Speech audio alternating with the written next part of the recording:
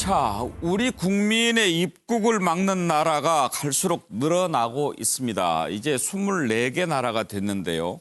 심지어 중국까지도 이제 우리 국민의 입국을 제한하기로 했다고 하는데 좀 속상하기도 합니다. 자, 코리아 포비아라고 합니다. 한국 공포증. 지금 중국에서 이제 우리는 조금 잡혀가고 있는데 한국이 걱정된다라고 하면서 역으로 들어올 것을 우려하고 방역 통제하고 있다라는 소식이 들려옵니다. 미국의 CDC 질병통제예방센터는 한국에 대한 여행 경보를 최고 단계 3단계로 격상시켰습니다. 이제 가지 말라는 겁니다. 미국은 오지 마라 하고 가지 마라 하고 중국은 오지 마라 하고 이런 상황입니다. 자, 아프리카 모리셔스 신혼부부들이 좀 간다는 나라인데 여기는 좀 황당합니다. 하고 있는데 사전에 아무런 얘기도 없다가 입국하니까 한국에서 왔어요. 14일간 격리합니다. 그냥 집어넣었다는 거예요. 시설을 보니까 방충망도 제대로 안 돼 있어서 팔이 목이 날라들던데 거기에다가 신혼부부들 격리를 시켜놓은 겁니다. 모리셔스 이래도 되는지 모르겠어요. 그리고 이스라엘, 여기도 좀 그렇습니다. 미리 얘기도 하지 않았다가 들어와 있는 비행기에서 내리기도 전에 다시 돌려보냈습니다. 자, 이런 거 속상한데요. 어찌됐든 이런 꼴 안 보려면 빨리 좋아져야 되겠지만 이런 부분들 어떤 문제가 있는지 한번 짚어보겠습니다. 관련된 녹취 들어보죠.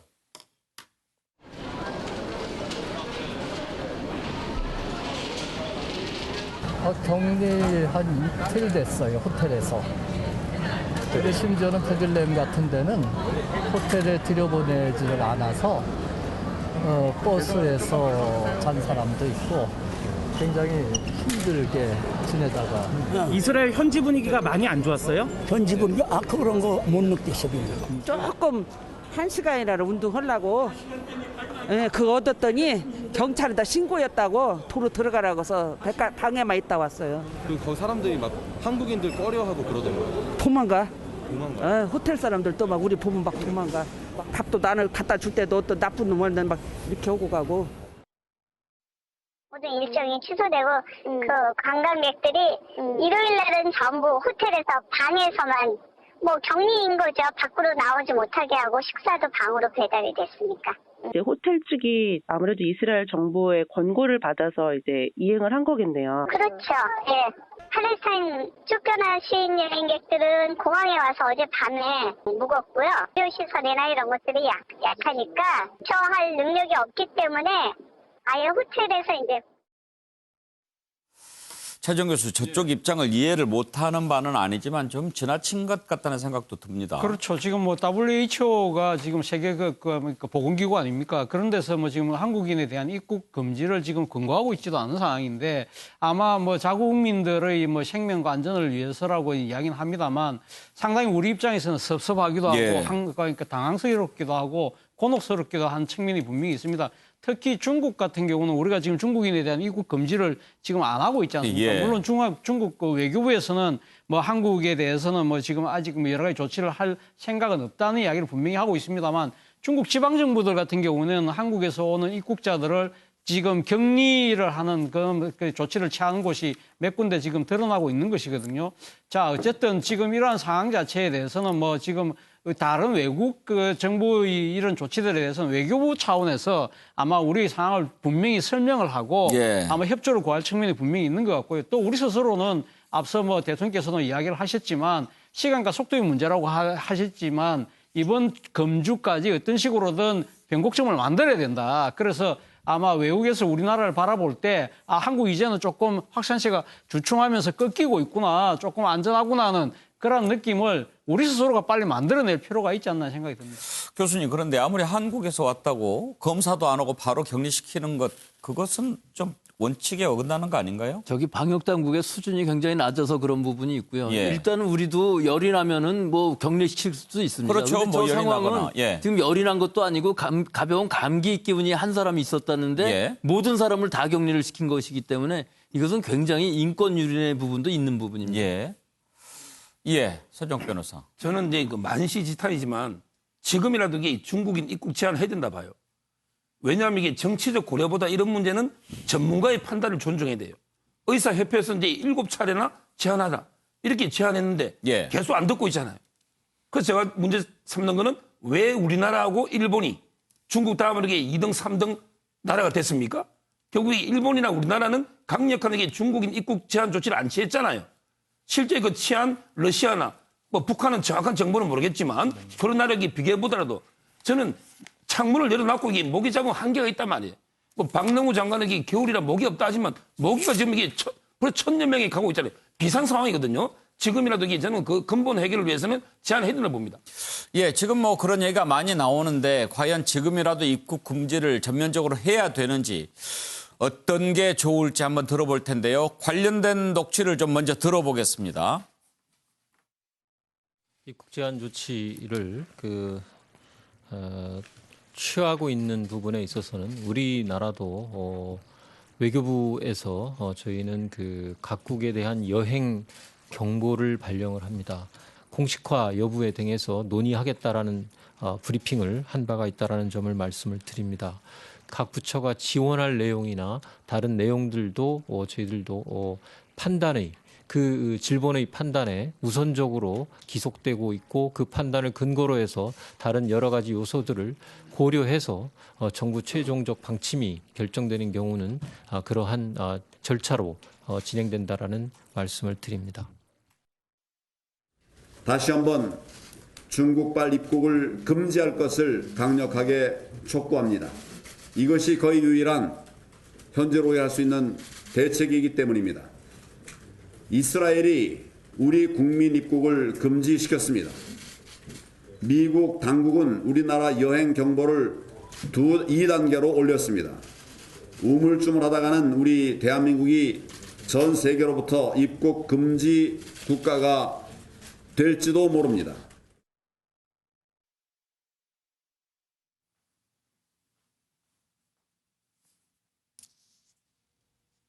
예. 정세균 총리도 지금 중국인 입국 전면 금지는 사실상 불가능하다. 이미 중국인 입국자가 80% 가까이 줄었고 또 경제적인 교류 고려할 수밖에 없다. 그런 입장을 밝혔는데요. 자, 지금이라도 중국인 전체 입국을 전면 금지해야 하는지 우리 패널들 의견을 좀 들어보고 백순영 교수님은 또 어떻게 생각하시는지 한번 들어보겠습니다. 현근택 대변인은 어떻게 하는 게 옳다고 보세요? 저는 약간 실효성이 없다고 봅니다. 지금 아까 서정욱 변호사가 앞에서 한국, 일본하고 이제 비교해 어쨌든 입국 제한을 안 했기 때문에 많이 늘었다 이랬는데 반대의 경우도 있죠. 지금 이탈리아와 이란 같은 경우에는 바로 중국에 대해 입국 제한 조치를 취했습니다. 하지만 아주 먼 나라임에도 불구하고 결국은 어떤 식으로든 간에 들어오는데 그걸 막는 거는 국내에서 일이거든요. 한국, 일본이 사실은 방역 전면 금지를 못하는 거는 굉장히 이제 중국과 긴밀하게 가깝기도 하고 그다음에 경제적으로 엮여 있기 때문이죠. 지금 모든 분들이 아시겠지만 처음에 입국 제한을 안 했을 때도 한 달 정도는 거의 확진자가 한 자릿수로 유지되고 있었습니다. 근데 이제 국내에서의 대구 경북이라는 신천지라는 국내에서 요인이 통제가 안 되면서 완전히 늘어난 거거든요. 지금 말씀처럼 사실 하루에 2, 3만 정도 들어오다가 지금 한 4, 5천 정도밖에 안 돼요. 중국에서 비자 발급받는 단계 그리고 중국에서 자체적으로 출국하는 단계에서도 체크를 하고 있습니다. 그렇게 본다 그러면 이제 와서 이거를 막는다고 해서 실익이 있겠느냐. 저는 사실 국내에서 이 확산을 차단하는 게 더 중요한 일이지 입국 차단이 근본적인 해결책이 되지는 않을 것으로 보고 있습니다. 차정 교수께서는 어떤 의견이세요? 예, 저도 근본적인 그러니까 차단이 근본적인 해결책은 아니라는 생각이 듭니다. 지금 사실은 지금 외부에서 유입되는 단계를 지나서 우리 국내에서 지금 확산되고 있는 상황이기 때문에 과연 실효성이 있을까라는 생각이 들고요. 그리고 또 지금 전면적인 중국인에 대한 그 입국 금지를 주장하는 쪽에서 이 정치적 좀 의도가 있는 것이 아닐까. 좀 국민의 불안과 또 혐오 정서에 좀 편승하는 측면이 있다. 그리고 또 이 사태에 대해서 정부가 제대로 그러니까 지금 책임지고 잘 못하고 있다. 이러한 부분들에 대한 비판에 좀 방점이 찍히는 부분도 분명히 있는 것 같습니다. 저는 그럼에도 불구하고 저는 사실 지금 그제 정부가 이 지금 위기 대응 단계를 경계에서 심각으로 올렸을 때는 아마 지금 이 가장 그 고비가 이번 한 일주일에서 열흘이라고 한다면 일주일에서 열흘 정도는 아마 중국의 입국에 대해서는 조금 융통성 있게 기간을 딱 둬서 예. 차단하는 것도 하나의 방법이 아니었을까. 그러면 이런 이 정치적인 여러 가지 논란 자체도 조금 봉쇄할 수 있었고, 그리고 지금 정부가 지금 일주일 내지 열흘 동안 이 상당히 모든 걸 최선을 다한다는 그런 모습을 국민들에게 또 알려주는 그런 측면도 있지 않았을까. 물론 그 부분을 안 했던 이유는 또 현실적인 또 예. 여러 가지 제한과 이 또 고민들이 있었기 때문이긴 합니다만 좀 아쉽다는 생각은 지울 수 없습니다. 장성철 소장 의견 들어볼까요? 차단해야죠. 왜냐하면요. 이 일과 관련된 최고의 전문가 집단인 의사협회에서 분명히 차단하라고 계속 얘기하고 있지 않습니까? 어제까지 7번째인데 차단해야 될 거라고 생각이 들고요. 어쨌든 한 명이라도 감염을 막을 수 있다면 과도한 조치라도 취하라는 게 대통령의 말씀이기 때문에 그대로 따랐으면 좋겠다는 생각이 듭니다. 예. 그 건국대학교 하고 고려대학교에서 합동으로 연구를 했는데요. 그 중국 유학생 7만 명이 들어왔을 때 우리나라 국민들이 몇 명이 감염이 될 것이냐라고 해봤을 때 대략 30명에서 350명 사이에 감염자가 생길 수 있다라는 그런 연구 결과까지 발표가 됐습니다. 그렇기 때문에 대략 14일간만이라도 좀 앞으로 좀 입국 금지를 좀 하는 게 어떻겠냐, 그렇게 좀 말씀드리고 싶어요.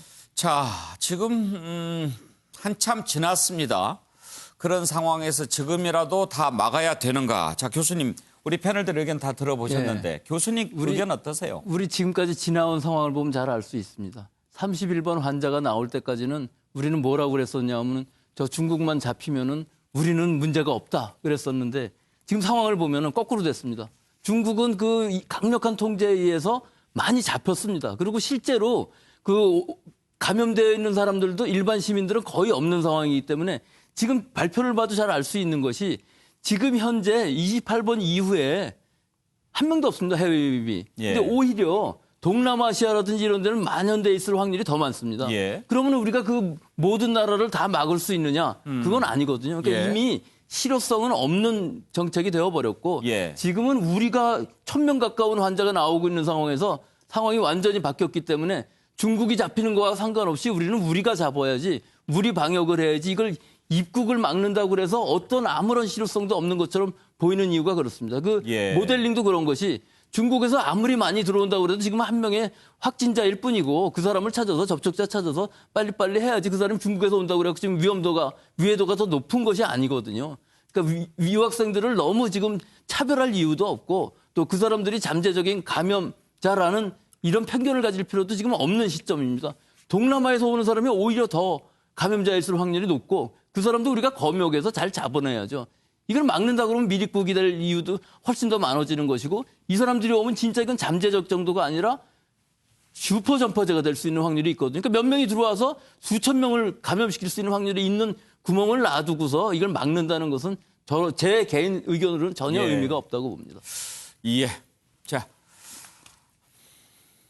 지금 막는다고 해서, 그리고 또 사실 지금 확진자가 늘어난 것은 중국에서 온 환자보다는 우리 내부에서 감염된 게 훨씬 더 많은 상황인 맞지요? 예. 자, 이 논란은 이 정도 하겠습니다. 다음으로 넘어가겠습니다. 예. 마스크 문제 한번 좀 짚어볼까요? 잠깐. 지금 마스크가 품귀 현상이 일어나고 있습니다. 지금 대구에서는 마스크를 사기 위해서 아주 길게 늘어서 있는 그런 모습도 볼 수 있는데요. 이건 어떻게 좀 풀어야 할지 짚어보겠습니다. 우리 하루 생산 최대 용량이 1200만 장이라고 하는데요. 그동안에 마스크 남아서 중국에 많이 보내기도 했는데 정작 우리가 지금 필요한 상황이 됐고 어떤 사람이 많이 가지고 있는 걸까요? 한번 짚어보겠습니다. 녹취 들어볼까요? 마스크 없어요. 대구시 약사에서도 그렇고 푼다고 얘기는 하는데 약국당 들어오는 개수는 너무 적어요. 그리고 실질적으로 정부에서 얘기하는 것만큼 100만 개를 풀어봤자 대구 경북 인구가 한 500만 가까이 되지 않나요? 지금 보면 사람들 마스크 안 쓴 사람이 한 명도 없는데 그렇게 치면은 매일매일 500만 개는 들어와야 수요가 생길 거 아닙니까? 어느 정도는. 지금 손님들 얘기 들어보면 전국 여기 대구에 다 없어요. 마스크 자체가. 하루에도 수백 명 되고 전화로도 하루에 100통 이상 오는 건데. 당정 정우선 코로나19 확산에 따라 지속되고 있는 마스크 수급 불안 문제를 조속히 해결하기 위해 마스크 공적 의무 공급 및 수출 제한 조치를 최대한 신속하고 차질 없이 추진하기로 하였습니다. 마스크 공적 의무 공급은 지금 최대 1일 생산량의 50% 정도를 기존 이 상업적 유통망이 아닌 농협, 우체국, 그다음에 지방자치단체 등을 통한 공적 망을 통해서 의무 공급을 하겠다는 것이고요. 아울러서 수출 제한 조치를 통해서 최대 10% 이하로 수출 물량을 제한하는 고시를 오늘 중으로 통과할 예정이기 때문에 이 경우 국내 수급 물량이 지금보다는 현저히 개선될 것으로 예상되고 있습니다. 자, 마스크 문제 한번 짚어볼 텐데 백수영 교수님, 지금 우리가 마스크가 부족하다는 게 좀 이해가 안 갑니다. 이게 어떤 문제가 있냐면요. 예. 사실은 이 공장 자체에서는 얼마든지 많이 생산할 수 있는 능력이 있습니다. 예. 하지만 이거 식약처의 의약부 외품으로 허가를 받아야 되는 부분이 있어요. 그래서 이런 것들은 지금 풀어주고서 바로 많이 만들려고 그러면 아마 가능할 것 같은데 여러 가지 인건비 문제 같은 것들도 있거든요. 예. 뭐 52시간제라든지 이런 거 다 풀어주고 또 이런 허가 부분도 다 풀어주면은 아마 상당히 많이 생산될 것 같은데 뭐 예. 저는 이 부분에 대해서 잘 모르겠지만 예. 일단 마스크라는 게 그렇게 만들기 어려운 게 아니기 때문에 이 KF 뭐 94라 할지라도 거의 헤파 필터만 있으면 만들 수 있는 수준이거든요. 그러니까 저는 그 부분이 좀 어떻게 많이 만들 수 대량 생산할 수 있을 예. 것 같은데 꼭 이렇게 돼야 되나 하는 생각은 듭니다. 자, 물량 부분은 좀 다른 분들하고 얘기 나눠보기로 하고 마스크 쓰는 것은 어떻습니까, 지금? 지금은 써야죠. 이제는 써야죠. 이제는 써야 되는 정도가 아니라 예. 자기 식구들하고 얘기할 때도 내가 조금이라도 기침이 나온다 그러면 쓰고서 얘기를 하고 예. 자기 개인 관리를 개인 위생 관리를 잘하고 자가격리 수준에 있어야지 혹시라도 모르는 상황이기 때문에 또 밖에 나갔을 때 야외를 걸어 다닐 때는 괜찮지만 예. 실내에 들어간다 할 때는 무조건 쓰는 것이 맞을 것 같습니다. 이렇게 확산되기 전에는 굳이 마스크 안 써도 된다 이렇게 얘기하는 분들도 계셨는데 이제는 쓰는 게 옳죠? 예. 예. 장성철 소장. 네. 마스크가 왜 부족할까요?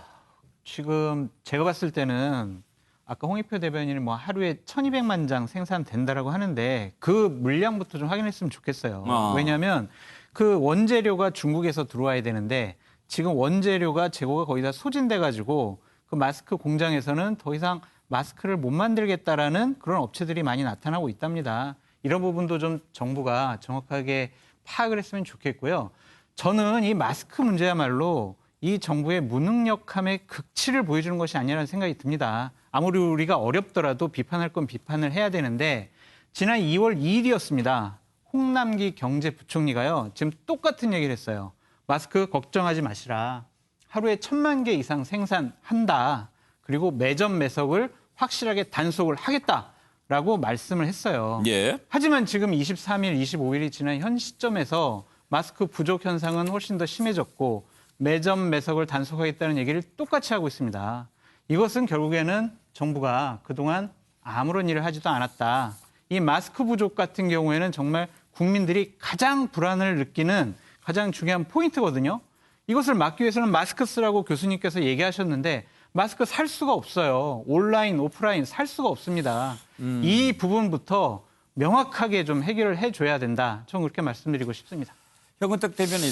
저는 뭐 너무 과도하게 이거를 문제 삼고 있다고 봐요. 저는 마스크 충분히 삽니다. 우리 동네에서 마스크 못 산 적이 없고요. 사실은 실제로 이 어찌 보면 우리가 이제 경제학에서 이제 시장 실패라는 얘기해요. 그러니까 우리 자율시장에 맡겨놓으면 사실은 다 수요 공급이 맞춰진다. 근데 어쨌든 이런 상황에 비상 상황이라든지 아니면 정보가 제대로 유통 안 되는 상황에서는 정부가 개입할 수밖에 없는데 그 정부 개입이라는 건 마지막 순간입니다. 우리가 사회주의 국가가 아닌 상태에서 이거를 예를 들어서 가장 좋은 방법은 국가에서 다 사가지고 분배해 주는 게 제일 좋아요. 대만이 그렇게 했죠. 그렇죠. 예. 근데 대만 같은 경우는 제가 아마 보기에는 뭐 약간 경제적인 게 다를 수 있는데 네. 물론 그렇게 하면 좋겠지만 지금처럼 사실 우리나라는 그런 상황은 아닙니다. 왜냐하면 그렇게 하는 게 또 어쨌든 생산이 그렇다고 했을 때 당장은 좋겠지만 생산이 끝난 다음에 그거를 또 어느 정도 시장에 돌아가게 해야 되거든요. 예. 그다음에 지금 정도의 수준에서 어쨌든 그러니까 뭐 우체국이라든지 아니면 농협 통해서 50%를 지급하겠다. 저는 이 정도 수준은 충분하다고 봅니다. 왜냐하면 지금 일시적으로 대구 같은 데서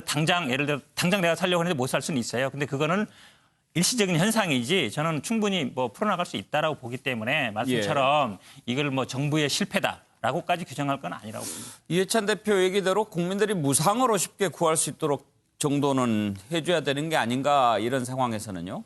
서정욱 변호사. 저는 이제 세 가지를 제가 판단에 적었는데요.